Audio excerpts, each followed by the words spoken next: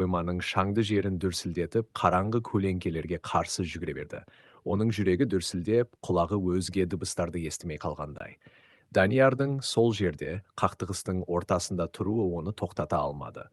Бірақ сол сәтте жерді жаңғыртқандай қатты дыбыс шықты. Бұл дыбыс оқ атылғанын білдіретін еді. Әселдің қаны басына шапты. Ол тоқтап, көздерімен Даниярды іздеді. Оның көз алдында бәрі баяулап қалғандай болды. Данияр жерге тізерлеп отырды. Оның оң иығынан қан ағып, қолы жараланған жерін басып тұрды. Бірақ оның көзі Әселден басқа ештеңені көрмеді. «Неге келдің?» деді ол әлсіз, бірақ ашулы үнмен. Әсел жүгіріп барып, оның қасына тізерлей отыра кетті. Қолымен жараланған жерін басуға тырысты, бірақ көз жасын тоқтата алмады. «Мен сені жалғыз қалдыра алмадым, Данияр. Сен үшін бәріне дайынмын. Бірақ сен өзіңді осылай құрбан етпе».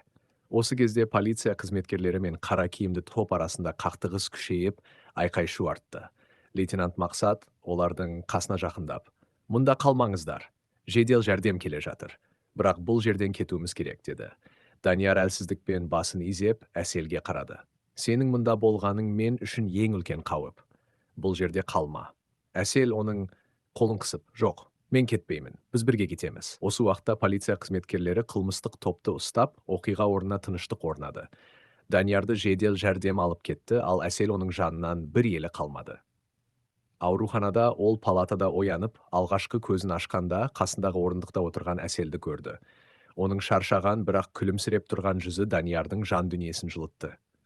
«Сен әлі де менсің бе?» деді ол әлсіз үнмен. «Әрқашан», деді Әсел күлімдеп. «Бірақ енді өтірік айтпайсың». Данияр оның қолын ұстап: «Бәрі аяқталды. Мен қазір шын мәнінде еркінмін. Бірақ сенің қасыңда болуым мен үшін ең маңыздысы». Олар көздеріне жас толып, үнсіздікпен бір-бірін құшақтады. Өткеннің көлеңкелері енді олардың болашағын ұстап тұра алмайды деп үміттенді. Бірақ бұл шынымен соңы ма, әлде көлеңке олардың өміріне қайта оралуы мүмкін бе? Әрі қарай жаңа өткеннің көлеңкесі. Данияр ауруханадан шыққаннан кейін өмір өзгереді деп ойлады. Қылмыстық топтан құтылып, Әселмен бірге жаңа өмір бастауға тырысты. Бірақ өткеннің көлеңкесі оңайлықпен жоғалмайтынын сезінетін. Бірнеше ай бойы олар тыныш өмір сүрді. Әсел өз кәсібімен айналысып, ал Данияр заңды жұмыс тауып, барын салып жұмыс істеп жүрді. Бірақ оның көздерінде әлдеқандай ауыртпалықтың іздері байқалатын. Кейде ол түн ортасында ұйқысынан шошып оянатын. «Бір нәрсе мазалай ма?» деп сұрайтын Әсел. «Жоқ, бәрі жақсы», деп жауап беретін ол. Бірақ бұл шындыққа мүлде ұқсамайтын еді. Бір күні кешкісін Данияр жұмыстан ертерек келді. Оның жүзі алаңдаулы еді. Ол Әселге қарап: «Мен саған бір нәрсе айтуым керек». Әсел оның көзіне қарап бір нәрсе болғанын сезді. «Айт, мен бәрін білуге дайынмын». Данияр терең дем алып: «Өткендегі топтың басты жетекшісі менің артта қалғанымды білмей, басқалармен жұмысын жалғастырыпты. Бірақ соңғы кездері маған белгісіз нөмірлерден хабарласып, қайтадан көмектесуімді талап ете бастады». Әселдің денесі тітіркеніп кетті. «Не? Олар сені қайтадан мазалап жүрме?» «Иә, бірақ менің оларға оралатын ойым жоқ.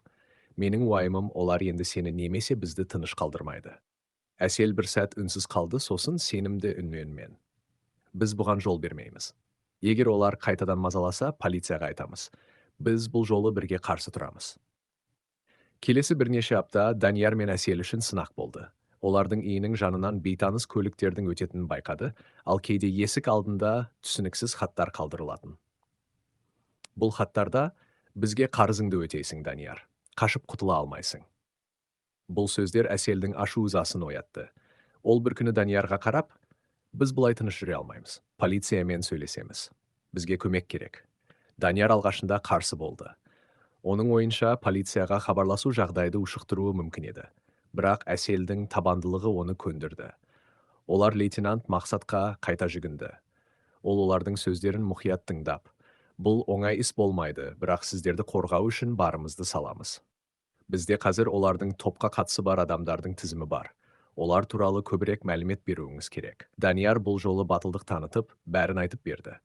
Бұрынғы келісімдер, басшылардың аты жөндері, жасырын орындар барлығы полицияның қолына түсті. Бірақ бұл әрекеттер топтың назарынан тыс қалмады. Бір күні түнде Әсел мен Данияр үйде отырғанда кенеттен электр жарығы сөнді. Олар бөлменің қараңғылығында бір-біріне қарап, бірден қауіпті сезді. Данияр терезеден сыртқа көз салып, олар осында. Қорқынышты шарықта өткеннің көлеңкесі қараңғылықтың ішінде әрбір дыбыс естілетіндей болды. Әсел мен Данияр бөлмеде тыныштықты сақтап, өздерінің жүректерінің дүрсілін ғана естіп отырды. Кенеттен есік сыртында аяқ дыбыстары естілді. Біреулер жақындап келе жатқандай. Данияр Әселдің қолынан ұстап, «Тыныш бол, ешқайда кетпе, мен қараймын», деп whispered. Ол асықпай бөлмеге жақындап, есіктің тұтқасын қатты ұстап, оны ақырын ашты. Үйдің ішіндегі тыныштықты сындырып, сырттағы көлеңкелердің бейнесі көрінді. Бөлмеге енген адам қара киімде болды. Оның беті көрінбеді, тек көздері ғана жарқырап тұрды. Данияр дереу оны сезіп, оған қарай жылдам қадам жасады. «Сендерді қашан тыныш қалдырамыз деп ойладыңдар», деді ол суық әрі қатал дауыспен.